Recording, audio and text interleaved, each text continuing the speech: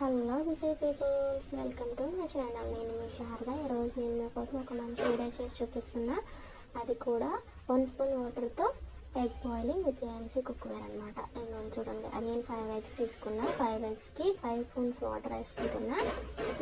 ఐదాన్ని కాదండి, ఎన్నైనా తీసుకోవచ్చు, మీ ఇష్టం. మాకైతే 5 చాలా అనుకు నేను 5 తీసుకున్నా. 5 eggsకి 5 స్పూన్ వాటర్ వేసుకొని బాయిల్ చేసుకుని ఇప్పుడు స్టవ్ ఆన్ చేసుకోవాలండి. స్టవ్ ఆన్ చేసుకుని సిమ్లో పెట్టుకోవాలన్నమాట. సిమ్లో పెట్టుకొని ఏఎంసీ గిన్నె పెట్టుకొని చూడండి చూపిస్తున్నా. సిమ్లోనే బాయిల్ చేసుకోవాలండి. ఇక్కడ పైన రెడ్ కలర్ మార్క్ కనిపిస్తున్నా చూడండి. ఈ రెడ్ కలర్ మార్క్ అనేది 0 to 90 degreesకి వచ్చే వరకు బాయిల్ చేసుకోవాలండి. ఇప్పుడు చూడండి కనిపిస్తుంది, క్లారిటీకి చూపిస్తున్నా.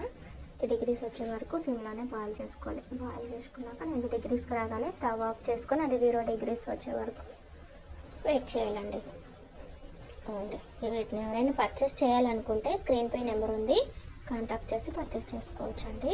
చూడండి ఇది ఎట్లా అంటే బాయిల్ అయిపోయింది. చూడండి చూపిస్తుంది. మనం వేసేది 1 స్పూన్ వాటర్, ఇంకా అందులో వాటర్ కూడా వస్తుంది చూడండి. చూడండి ఒక ఎగ్ని నేను తోలు తీసి చూపిస్తున్నా, అర్థమైపోతుంది మీకు. చూడండి, మనము నార్మల్గా అయితే వాటర్ ఎక్కువ పోసుకొని ఎగ్స్ బాయిలింగ్ చేయడము చూసుంటాము.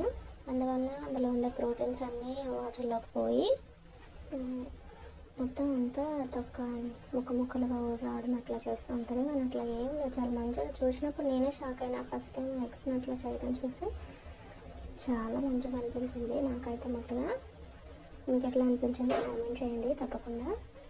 చూడండి ఫ్రెండ్స్, ఇప్పుడు మీకు బయట అలా చూపిస్తాను, లోపల బాయిల్ అయిందో లేదంటే అవతల రావచ్చు. లోపల కూడా కట్ చేసి చూపిస్తా చూడండి. బాయిల్ అయిందో లేదనేది మీకు అర్థమైపోతుంది. కట్ చేస్తున్నా చూడండి. చూడండి ఎంత మంచిగా బాయిల్ అయిపోయింది అసలు. చూడండి అసలు ఎల్లో కలర్, అసలు కలర్ మారలేదు. ఎంత మంచిగా ఉంది అసలు. నాకైతే చాలా చాలా నచ్చింది. చూడండి. Thank you for watching.